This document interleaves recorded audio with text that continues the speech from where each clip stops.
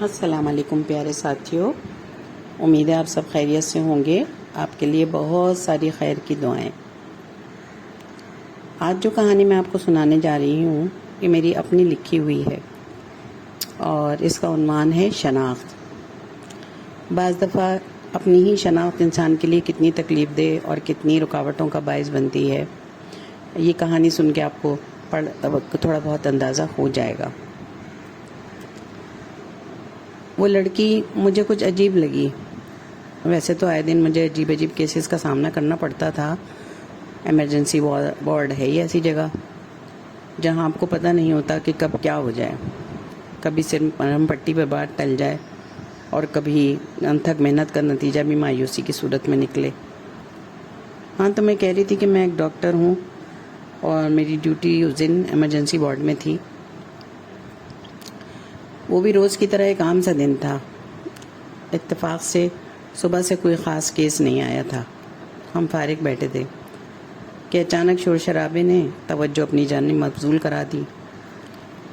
دبلی پتلی ایک عام سی لڑکی، لان کا سادہ سا سوٹ پہنے، بال قدرے بکھرے ہوئے جیسے نوچے گئے ہوں، چہرے پر خراشیں، اپنی کلائیوں کو ایسے دباتے ہوئے جیسے سخت درد ہو رہا ہو، شدید احتجاج کرتے ہوئے کمرے میں داخل ہوئی۔ مجھے نہیں آنا یار، کیوں لائی ہو یہاں؟ وہ اپنے ساتھی سے جو غالباً اس کی دوست تھی احتجاج کر رہی تھی، لیکن اس کی ساتھی زبردستی اسے گھسیٹتے ہوئے ہم تک لے آئی۔ ہمارا عملہ حسب معمول متحرک ہو گیا اور جلدی میں نے اس کا طبی معائنہ شروع کر دیا، ساتھ ہی میں سوالات بھی، کب ہوا، کیسے ہوا، جس کے جواب میں اس کی دوست نے بس اتنا بتایا کہ وہ خود یہاں پر نرس ہے۔ ڈیوٹی ختم ہوئی تو اپنی اس دوست کو اس کے آفس سے اپنے پاس بلایا تاکہ دونوں ملاقات کر سکیں۔ وہ کینٹین سے کچھ کھانے پینے گئیں، جہاں کچن میں لیڈی کوک سے کسی بات پر اس کی تلخ کلامی ہو گئی اور اس نے اس پر حملہ کر دیا، جس کے جواب میں اس سے کہیں زیادہ لہیم شہیم باورچن نے اس کی ٹھکائی کر دی۔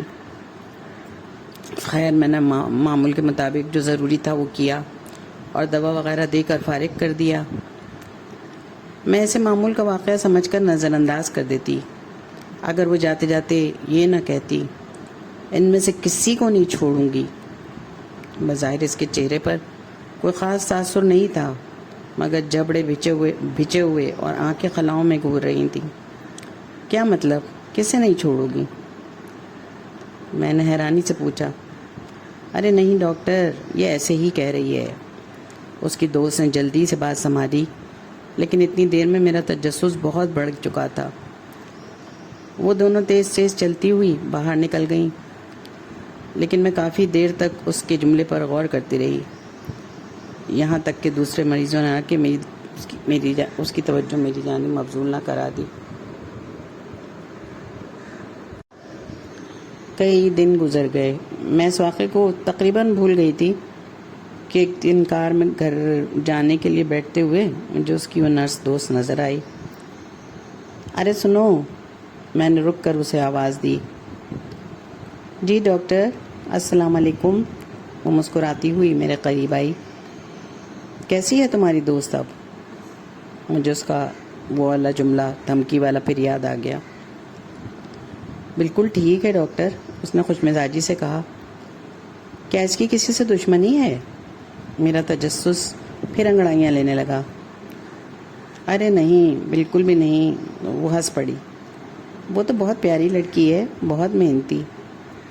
میم، اس نے کتنی محنت اور جد و جہد سے تعلیم حاصل کی ہے، آپ سوچ بھی نہیں سکتی، اور اب جاب کر کے اپنی بڑی بہنوں کی مدد کر رہی ہے۔ اس نے جلدی سے اپنی سہیلی کا دفاع کیا۔ کتنی بہنیں ہیں اس کی؟ جی 2۔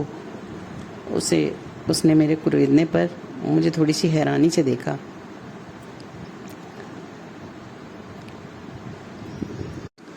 تو پھر وہ رویہ؟ میں سوال کرتے کرتے رک گئی، مگر اب تو اس کے بارے میں جاننے کی خواہش اور شدید ہونے لگی۔ اچھا، تم کل کسی وقت ٹائم نکال کر نا میرے وارڈ میں آنا۔ یہ کہتے ہوئے میں گاڑی میں بیٹھ گئی۔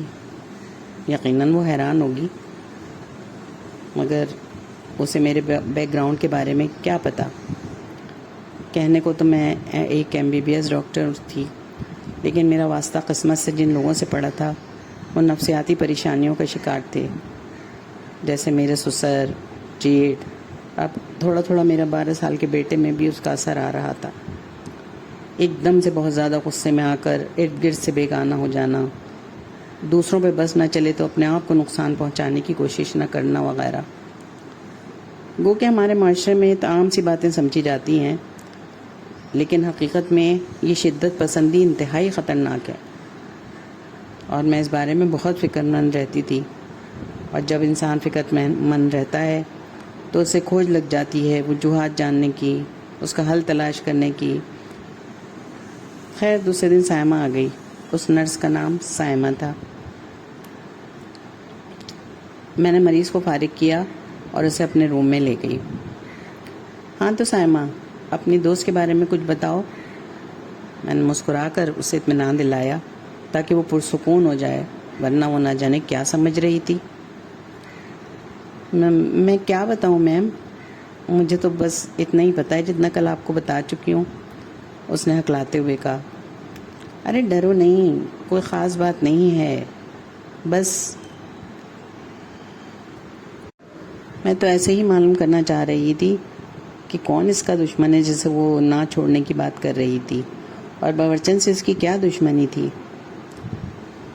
کوئی دشمنی نہیں تھی، اس نے تو اسے کبھی دیکھا تک نہیں تھا، بہت معمولی سی بات تھی۔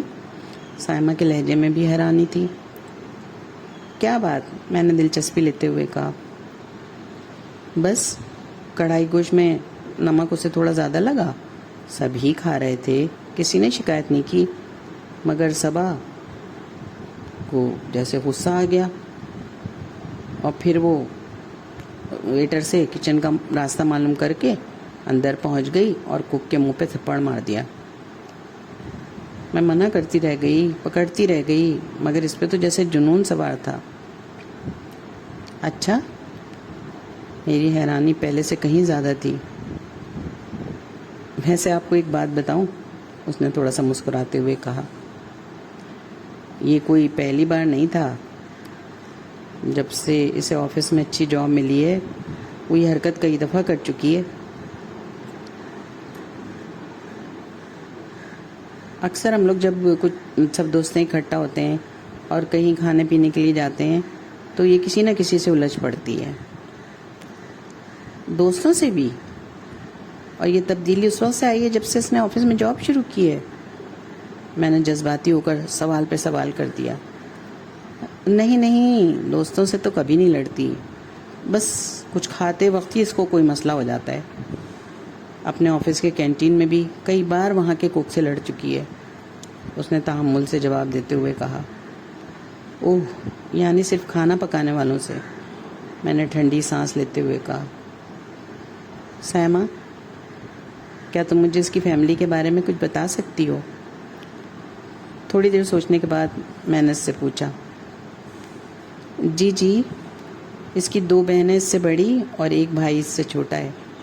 اس نے بے چینی سے پہلو بدلا، جیسے اب جانا چاہتی ہو۔ ظاہر ہے وہ ڈیوٹی پہ تھی۔ بہنوں کی شادی ہو گئی؟ میں نے سوچا کہ اب اس کو فارغ کر دوں، اسی لیے سرسری سا سوال کیا۔ ارے کہاں میم، یہی تو مسئلہ ہے، اتنا پڑھ لکھ جانے کے باوجود بھی کوئی اچھی فیملی کا لڑکا یا فیملی والے سے شادی کرنے پہ ان لوگوں سے تیار ہی نہیں ہوتے۔ اس نے اٹھتے ہوئے بڑے دکھ سے کہا۔ کیوں؟ میرا سوال قدرتی تھا۔ کیونکہ ان کی امی گھروں میں کھانا پکاتی ہیں نا، اس نے دھیرے سے کہا اور کمرے سے نکل گئی۔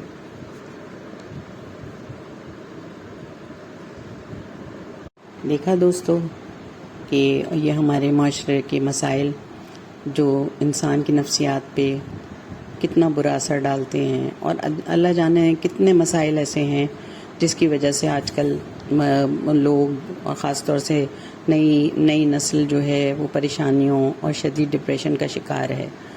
کبھی ٹائم ملے تو آپ بھی اس بات پہ غور کریں اور اس مسئلے کا کوئی حل تلاش کرنے کی کوشش کریں۔ ٹھیک ہے، اللہ حافظ۔